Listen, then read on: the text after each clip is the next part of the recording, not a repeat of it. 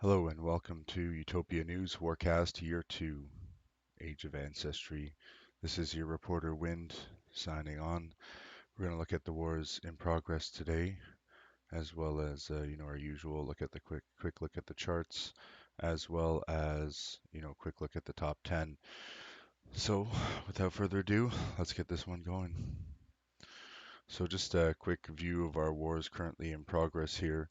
Um, you know, Only two wars concluded since our last podcast, Delsectic Defenders. Again, shout out to number one. I have Daily Sexia. Great name, by the way. They defeated Unknown Kingdom. Lord of the Rings defeats Unnamed Kingdom. So we'll look at those shortly. In just a moment, as soon as I move this thing off the screen here. And there we are. Lovely YouTube channel. Let's get into it though. That's not what we're here for. All right. So the first war with our friends, defenders, let's call them. They achieved domination pretty quick in this war. Definitely a skilled warring kingdom. Maybe slightly dyslexic, but they're doing extremely well despite that. Look at everything. They're kind of dominating the board here. I mean, we don't really need to look too deeply into this one. They were +1 players. Definitely skill and strategy was on their side this time around. They did take a significant amount of damage though, but as you can see, they did come from a smaller position and overtake this kingdom with one less province. It's kind of what we expected in this situation. However, they did grow.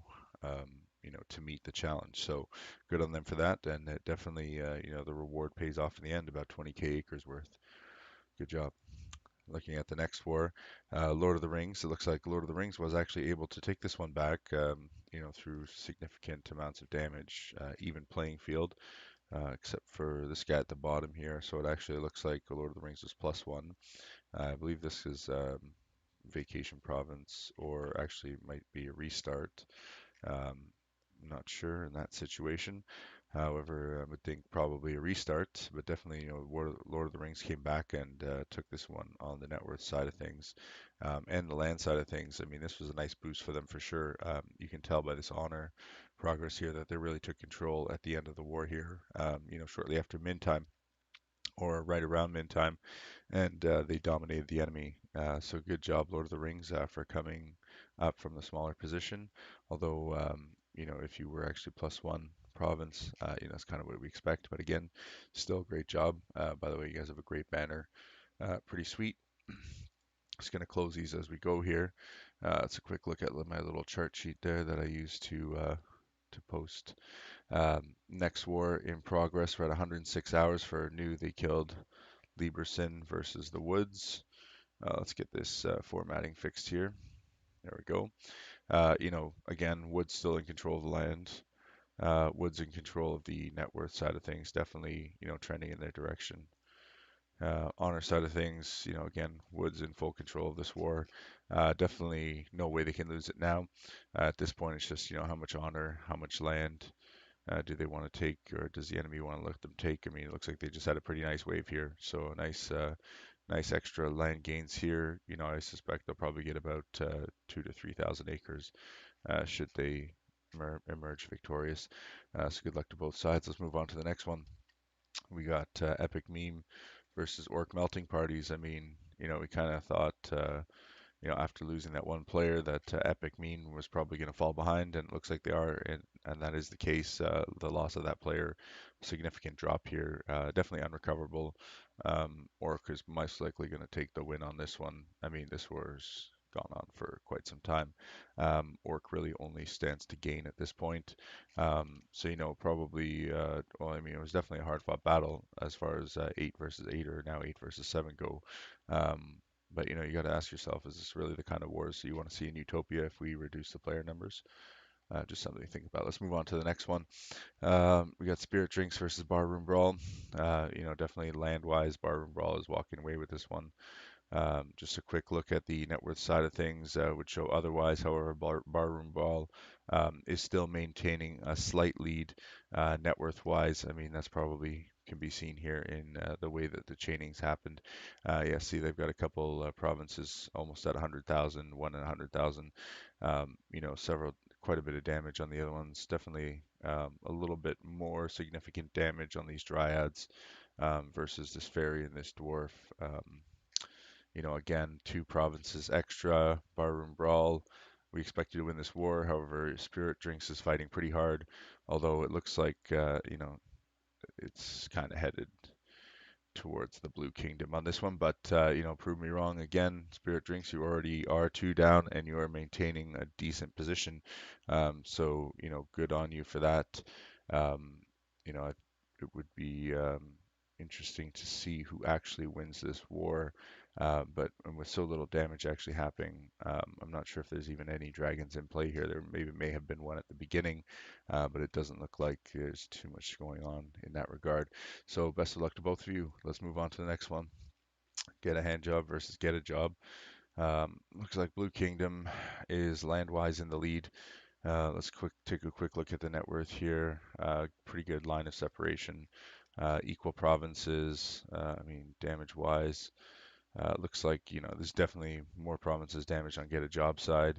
Um, that could just be because they suffered a wave as well at this time. Not a lot of these numbers are extremely high, but if you look at the land change here, some of these avians are actually taking a pretty good beating versus orcs and avians.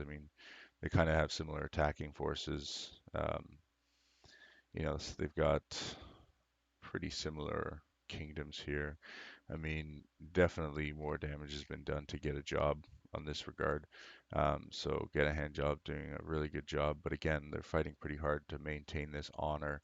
And they wrestled get a hand job down a little bit just to take some of that. So, if get a hand job's not careful, get a job is definitely, going to be trailing right behind them. Should either should they withdraw. It could be anyone's war in this situation, especially two players down. Get a job, fight hard, get a hand job. You definitely, you know, got it. Oh, sorry, you guys aren't players down. You're equal kingdoms. My bad. I don't know what I was saying there, but yeah. Anyway, I hope it goes well for both of you. Again, just looking at the honor side of things. Definitely a tight war. Evenly matched opponents. It'll be interesting to see who wins this. Definitely, on the next wave we'll see some change probably over here. A little bit more red likely. This war is far from over. Let's move on to the next one. Chaos Never Ending versus Ghetto Nightmare. Looks like Ghetto Nightmare just suffered a strong wave from Chaos. Chaos is definitely walking away with this war. Significant dip in net worth since the last time we looked at this war. This is Chaos's war to lose here. I just don't see it happening. Equal provinces, both sides. Significant damage to these guys here. This alone, would say that Chaos is deep chaining versus a near deep chain. Looks like this undead just suffered recently. Possibly Ghetto Nightmares getting the hint as to how to disable provinces the old-fashioned way. Chaos certainly doesn't need any help. They've done a great job here. The enemy still hasn't really bled too much of their troops. It doesn't look because that net worth per acre is still pretty high. But Ghetto Nightmare, you may just be feeding Chaos at this point. So I'm not saying withdraw, but definitely got to make some big moves coming up to min time because we're only at 34 hours on this war. So definitely some big moves. Otherwise, Chaos is going to walk away with a lot of land and honor out of this one. Looking at land wise, they already are in a good position. They'll definitely be over 22K land should um, Ghetto Nightmare withdrawal. Again, both good warring kingdoms. Nothing wrong with losing to the better strategy, more prepared opponent. That's how Utopia works. So good luck to both of you. Moving on to the next one. War Let's Go versus Old Geezer Utopians. Let's see, looking at the land side of things. This war is only 33 hours old. Old Geezers and War seems to be pretty evenly matched land-wise. However, on the net worth side of things, definitely significant damage done to Old Geezers. This is a pretty good drop here. Pretty good drops here, pretty good drops here. Looking to see for the damage. This is our 13 versus 13 war. So again, is this the type of wars that you want to see in Utopia? Should everyone be, half the kingdom size? Certainly less interesting. Um, Not to say that it's not a good war, probably, but there's very little that's actually going on here. Look at their breakdowns. I mean, avian, Dryads, I just think Old Geezers probably has a better chance to win just because they have the orcs, they have the undeads, they've got fairies, they've got the elf, they've got avians, versus avian dark elf is nice. Dryads are kind of slow, dwarf is kind of too tanky. Gnome is probably one of their best. These three provinces are probably, or these five provinces are probably the best provinces in the kingdom, in terms of dealing with this enemy, versus the other way around. I mean, every single one of these guys is a powerhouse. Um, Good. I'm not sure exactly what the combinations are, but I definitely favor this setup over War Let's Go. But let's see what happens. So good luck to both of you, and best of luck may the best micro kingdoms win. Let's move on to the next one. Core versus Wishmasters. I mean, my money's on Core. Um, they're a pretty tough opponent. Wishmasters is pretty good too, although I feel like Core just is a little bit better prepared when it comes to strategy and prep work. Let's take a look to see if that's the case in this war. Wishmasters significantly more damage and more damaged provinces overall. Again, looking at the breakdown of the races, we got some avians, but double the avians on the core. Some dark elves, already a huge advantage for them, backed up by a bunch of orcs. I mean, they got orcs and undeads on this side, and they got a bit of dryads on this side. But I think the way that core is playing this, they definitely know how to use this setup. Nothing overly wrong with this setup. Orc, undead, human. You got a couple of dryads and dwarfs. Definitely would have liked to see more avians probably in this setup, maybe instead of these dwarves. I'm sure they're good at producing runes for your kingdom, but for your attack wise, maybe it would have been nicer to have some avians down here instead of these undeads. But who knows? I mean, we're only seeing one of the races here. These guys could be avian. These orcs could be orc avian. These undeads could be dwarf undeads. You never know. We got to pull the intel to see exactly what's going on. Um, that's definitely stuff I'd like to add in for later shows. I mean, it certainly doesn't make it easier, but as the age goes on, I will eventually have, pretty much the entire world's intel. So I will know everyone's race and secondary race eventually. So you can definitely count on that for future broadcasts. Definitely, I think Core is walking away with this war. That's just my early guess. We're only 31 hours in, but I've faced both of these kingdoms many times, and just looking at these setups and the damage that's been done already, my money's on Core on this one. All right, let's move on to the next one. We got Olympus versus the Empyrean Arcade. Empyrean +2 provinces, but Empyrean, as much as they like to war, they don't always go in with a strategy all the time, but it looks like they're doing some pretty good damage here against Olympus. Look at the land. Definitely looks like Empyrean is walking away, probably because they have the two extra provinces. Quick look at the breakdown. Mostly avians on this side too, but you got more orcs and avians than this opposite side. Plus, they got their undead and dark elves, so that's a good combination, a good mix. Net worth wise, again, we're seeing the same thing. Empyreans walking away with this one. Olympus definitely bit off more than they could chew here. Empyreans with a nice power play here, taking honor. They're definitely going to leave this war up. This is definitely Empyrean's war to win. Olympus, you definitely picked a tough opponent. I mean, Empyrean may have been a little bit more evenly matched for you if you had those extra two provinces, but you're definitely going in a little short-handed here. Okay, so let's move on to the wars in progress. So this is my lovely Utopia news province. Definitely reach out to me through the in-game mail if you want to have something highlighted or you want to send me some information. You can send it to Utopia News in-game mail at 11. I'll try my best to get it on the air. Let's go here. Okay, let's look at the target finder. I mean, did we miss anything here? Um, Looked at wars in progress. I've got a little bit more detailed review of some of the wars in progress. Let's see if anything else is going down. Nothing new has started. In that case, we're going to take a quick look at the top 10 kingdoms. Everyone should kind of get used to doing this, especially if you're in the warring community. Again, Barco holding that top position. Beer for week 4-9 in second place, and then in third place, uh, Duck says Quack, followed not too far behind by these guys here, which kind of makes it hard to see who we're pointing at here. Yeah, so there. Oh, you know what? It won't even let me. Oh, here we go. Duck says Quack. Okay. And then fourth position Worms. So I mean, this really hasn't changed very much since the last time. Looking at the honor side of things, to see who is the most honorable kingdom, pretty even.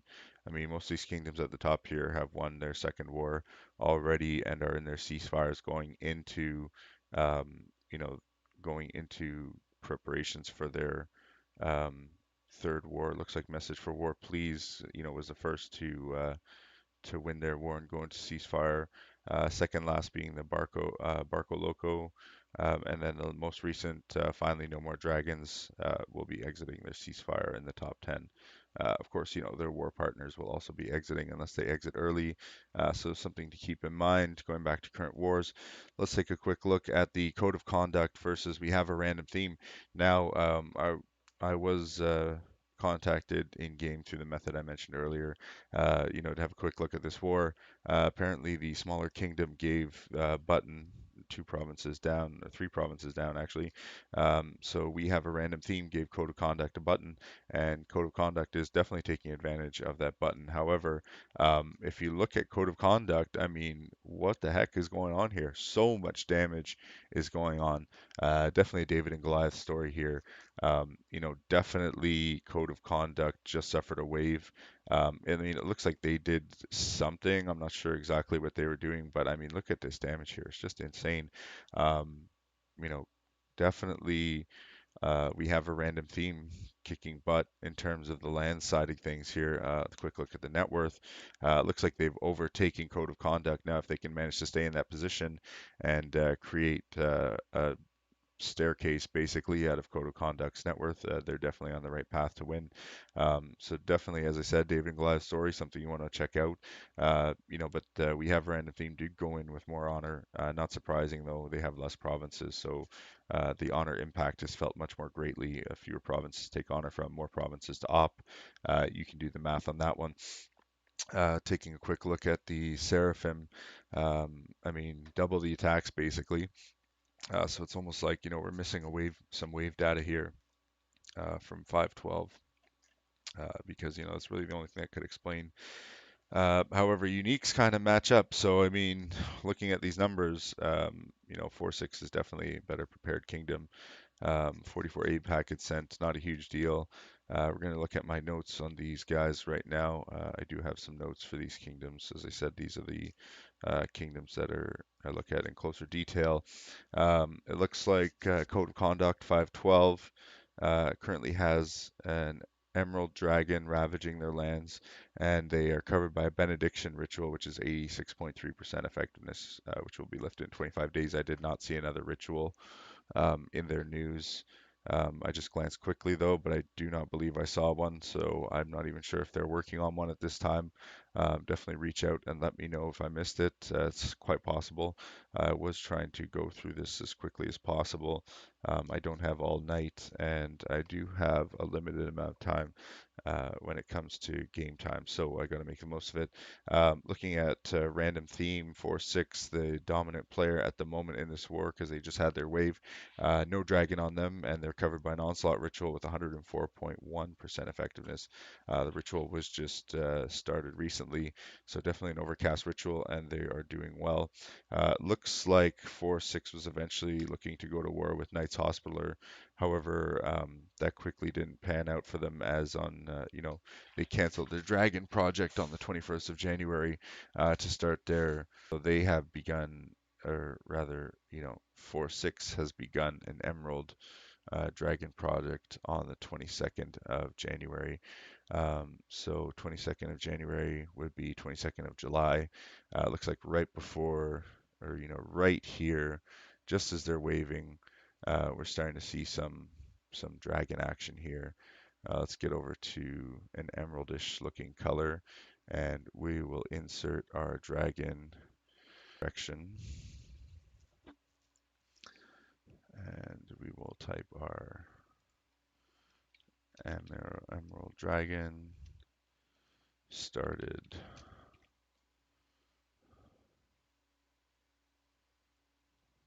and that's going to 512. Okay, and again, 5 is code of conduct, and we have a random theme. Sorry, put it there, is 4-6, just for easy reference there. So they started their emerald. Code of conduct starts a topaz dragon around the same time. So we'll switch over to our yellow line here. Let's get a Utopia color. We all know what that means. And again, we kind of want to do my best to display as much information as possible. Um, and here they start their topaz, and that's 2-4-6. Okay, so both have got their dragons going, and then they declare war basically right away, pretty much right after they start their dragons. Um, Now it looks like on the 22nd, dragon was completed, and it was sent and is still currently ravaging the lands in 512. So that didn't take them very long. I mean, they definitely had the GC to pull it off. I mean, it happened basically right after their wave there, right before the war point, and they are still sitting on that Emerald Dragon, as I said. Um, Topaz is nowhere to be, but that's currently the situation we're looking at here at the beginning of this war. Um, there is no other news at this time with regards to this war. So that's definitely doing pretty good here. Crackerjack still maintaining control of the net worth. Look at the honor side of things. I mean, no match there, not even close honor-wise. So they're definitely doing a good job maintaining that honor position. As you can see here, Crackerjack is taking some pretty significant damage, however, from premature explosions. Um, they're doing a great job pulling them down. Definitely, they're dropping a lot more than premature explosions is. So it definitely looks like premature explosions is on the verge, on their way to convergence right now, which is the winning thing. We always like to mention convergence, and then of course the divergence from that. Um, so here we are. Let's take a quick look at the notes on this one. Okay, so premature is 6-2 and Crackerjack is 7-10. Okay. So premature Crackerjack is 7-10 and these guys are 6-2. Okay. Now in terms of news, premature explosions are 6-2. Currently he has no dragon on them. They're covered by an onslaught ritual with 98.9%. I should probably write these down in the future, which maybe I'll start doing. While Crackerjack has no dragon and they're covered by a Godspeed ritual, which is about 105.7% or 0.3% right now, and your onslaught is at 98.9%. So there we go. Let's take a look at the rest of the news. It looks like, on January 23rd, war was declared. It looks like there's an Emerald Dragon. So on the 23rd, they declared war. Premature explosions, or rather 710 has an Emerald Dragon that they're starting, or that they've started on July 23rd. So right after this wave here, which is a good time generally as enemy net worth drops. And so we've got our Emerald at 6-2, and we've got, let's see here, we've got our ruby aimed at 512. So got there, and at the same time, we got a ruby at 512. So definitely some different strategies going on here. It looks like Premature may have gone in with more military. Maybe that's why 710 wants to go with the Emerald. But definitely looks like Premature Explosions is looking to break some TMs or some higher defense provinces, or just lower their ability, their attack ability on their core, so that they can attack them more. I mean, we really have to look at the numbers a little bit closer to say for sure. But definitely at this rate, it looks like Premature is definitely in a good position to take this all the way. So, again, this war has just started, but a lot can happen. But based on these lines here and this descent of Crackerjack, they're going to have to make some big moves, big plays, and get that dragon out if they hope to stand a chance against Premature Explosions. They're doing a pretty good job there. So it'll be interesting to see who dominates in this war. Best of luck to both sides. So that's it for that one. Actually, sorry, we're going to look at quickly at the Kingdom News Report as well, that I have, that started slightly before the war was declared. Definitely 710 doing pretty well here on the acre side of things. 6-2 looks like they're not quite able to match the acres taken. As you can see, the attacks are pretty even, but acres wise, there's some difference there. But again, if you look at these numbers here, pretty significant damage to these two bottom provinces. So you can see why less acres were taken there, because they focus deeply on chains here, and that could be very well what set them in such a great position. I mean, there's some good damage, good chains here, but these are sub chains compared to this is an extremely deep chain. Unique side of things, I mean, not too much going on. Again, it's the beginning of the war. One random attack by 812 as part of their hostile leading up into this war, or rather attack on 812. And so some extra acres brought into the war. So best of luck to both sides on that one. Let's see. Our last war here is just started. Familia Assemble War Agreed versus DKDMU War Agreed. So it'll be interesting to see how this war proceeds. Going to be a good fight, I think. I hope both sides are prepared for what's going to go down. I mean, if you look at the land side of things, it's not the best indicator. Um, Looking at the net worth, they're pretty much neck and neck at this point. Very evenly matched kingdoms, it seems. Familia, the Blue Kingdom, seems to be in the upper hand position currently when it comes to honor. I mean, they probably just did a better job of controlling honor in their past wars, and out of war experiences. Definitely significant damage done to DK, DMU, Dwarf, the two dwarfs here versus human and orc down at the bottom. Some big orcs and some big dwarfs on this side. Um, it's hard to say. It could be anyone's war at this point. Definitely not enough data is currently available. Looking at the Seraphim side of things, 57-57 equal attacks. However, look at the number of acres suffered here. So definitely some extremely deep chains, or rather some extremely deep acres taken from the one side. Pretty deep chain on Knoll here, 21 attacks.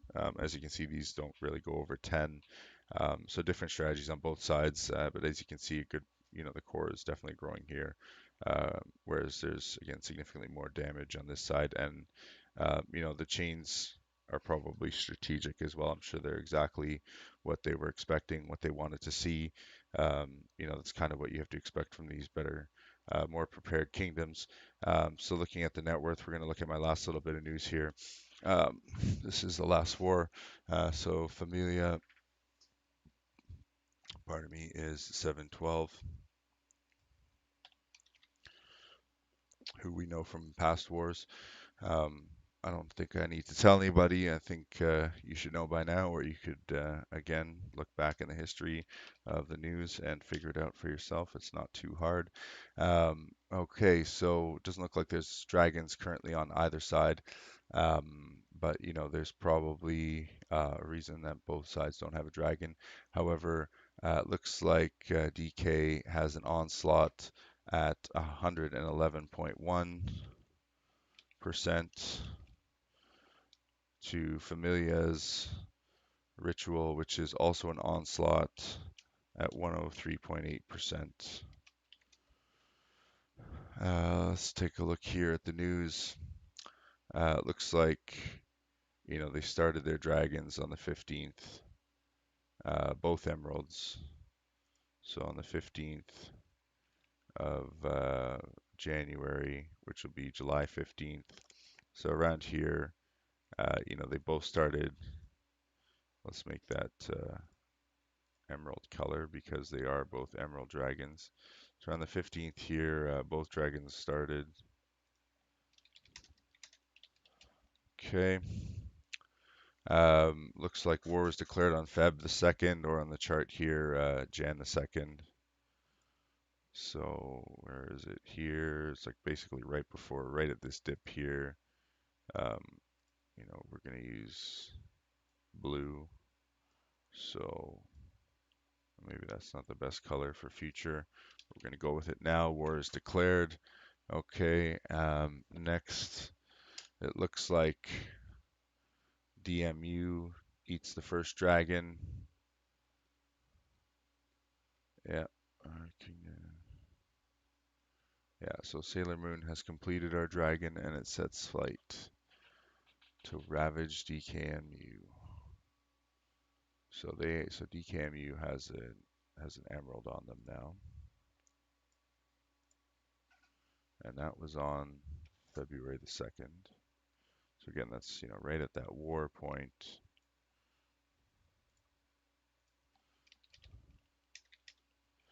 And oh, what happened to my notes there? Oh, I accidentally swiped it. Okay, that's not good. So MA at 2-4, and again, they're 2-4, 2-4. Let's just write that again, so we remember 2-4 with the 111.1% onslaught to Familia's 712 with a 103.8% onslaught. So definitely overpowered rituals. Let's move on to the next part of the news there before I accidentally did it. And it looks like the dragon from DK DMU has begun ravaging the lands at the same time. So they both sent their emeralds at the same time there. Okay. And it was really hard getting intel from these guys, both sides. So I was only able to pull news on one side due to the size of my province at this time. Definitely, if anyone wants to help me pull news in the future, definitely helpful. News polls around the 7th of the month are great. If you could send me whatever you got, that would be wonderful. Definitely any thoughts as well that indicate rituals or dragon that may be on the provinces. Although, as I said, I did not see any dragons on either kingdom.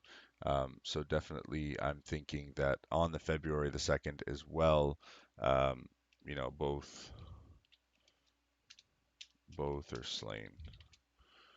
Because as again I said, I didn't see dragons when I did pull the sots. Um, so there we are, and it looks like they're fighting dragon for dragon here. It's pretty much right away or on the 3rd. It looks like they both started topaz dragons at each other. Yeah, so right basically, and then right away topazes start. Okay, topazes at both. And we got our little line here for the 3rd, and the one was started on the 2nd. Not too much of a huge difference there. So definitely an exciting war to watch. I think this is definitely going to be a good one. We'll probably feature another viewing of this war. I mean, they'll definitely see it. Again, let's just take a quick look at how the honor, how honor might have been impacted by dragons. I mean, nothing significant. Um, maybe a little bit of movement here for DK, but I mean, nothing really significant to be seen there. Again, the dragons were slain right away, both dropped right away. They had their waves right away. So that's probably why we're seeing equal damage because they're both slaying emeralds. So best of luck to both kingdoms. Looking at the breakdown again, we got our dwarf, like basically dwarf fairy. Later on, if we're still looking at this, actually, I should have known at least what this dwarf was. I'll pay attention the next time I pull this out and see what their secondary is. Versus orcs, humans, some dwarves, avians, a little mixture of stuff. I mean, damage-wise, for 712, I don't think it really matters what the makeup looks like. They kind of know how to run their provinces and run wars really well. So, I don't think that'll be a challenge for them. Definitely some good damage on these dwarfs here already versus the human and orc as we looked at earlier. So best of luck to everyone in this war. Definitely one to watch for everybody. This is probably depending on how it goes, could be our next feature war, depending on how DK plays their cards. But I'm always hesitant to have high hopes when a lower numbered kingdom goes to war with a higher numbered kingdom, especially since I know who these kingdoms are in this regard. But definitely should be a good fight. DK, don't give up easy. I want to see a nice clean fight here. I want everyone to have fun, of course, and best of luck and um, good good luck in your wars to everyone else who is currently looking for wars. So that's all the wars we have for today. I want to thank all of our viewers for joining me. For again, this is February 8th. We're at the end of the day, so technically it's February 9th, year two now. But again, thank you for joining me for the Age 92, year two, February 8th, year two, Age of Ancestry Warcast. Thank you so much for everyone watching. Have a great night. See you, reporter Win.